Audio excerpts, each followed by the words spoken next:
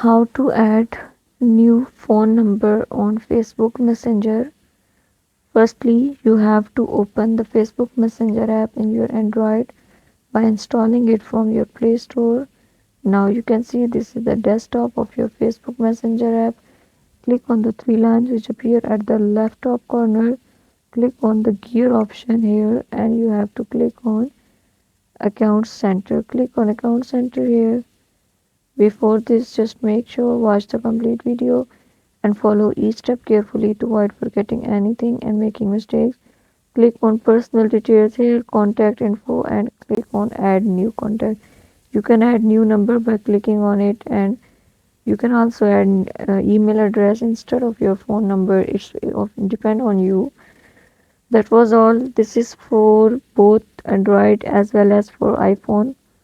Please consider showing your support by commenting, liking, sharing, and subscribing to our channel for more valuable content in the future.